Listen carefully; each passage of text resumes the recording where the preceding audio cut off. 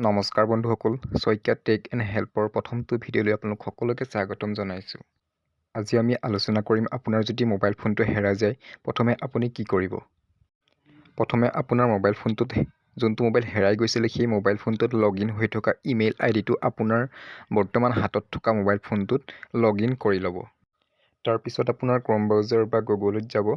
গুগলত গৈ চাৰ্চ কৰিব ফাইণ্ড মাই ডিভাইচ। এনেদৰে চাৰ্চ কৰাৰ পিছতেই আপোনাৰ প্ৰথমতে এটা অপশ্যন আহিব ফাইণ্ড মাই ডিভাইচ বুলি। তাত আপোনালোকে ক্লিক কৰিব। ক্লিক কৰাৰ পিছতে এনেদৰে দেখুৱাইছে। মোৰ মোবাইল ফোনটো এনেই আপোনালোকক দেখুৱাবৰ বাবে মোৰটোকে ট্ৰাই কৰি চাইছোঁ।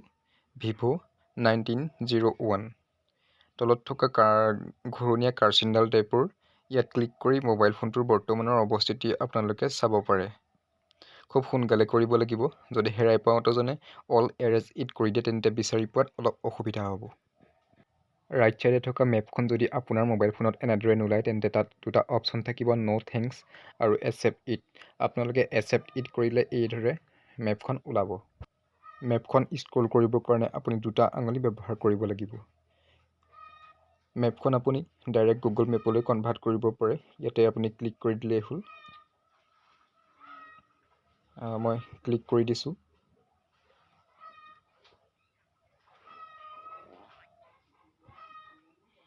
ক্লিক কৰি দিয়াৰ পিছত ইয়াৰ সম্পূৰ্ণ মেপখন এনেদৰে আহি যাব। ইয়াত আপুনি আপোনাৰ হেৰাই যোৱা মোবাইল ফোনটোৰ অৱস্থিতি সম্পূৰ্ণৰূপে চাই ল'ব পাৰিব। খুব ইজি প্ৰচেছ। আপোনাৰ মোবাইল ফোনটো যদি হেৰাই যায় চিন্তা কৰাৰ অলপো দৰকাৰ নাই। হ'লেও আপোনালোকে এইখিনি কৰাৰ বাদেও আপোনালোকে আপোনাৰ ওচৰ পাজৰৰ থানাত এখন কমপ্লেইন দিব। আশা কৰোঁ ভিডিঅ'টো চাই সকলোৱে উপকৃত হ'ব। ভিডিঅ'টো চাই যদি ভাল লাগিল তেন্তে মোৰ চেনেলটো ছাবস্ক্ৰাইব কৰি দিবলৈ নাপাহৰিব। ধন্যবাদ।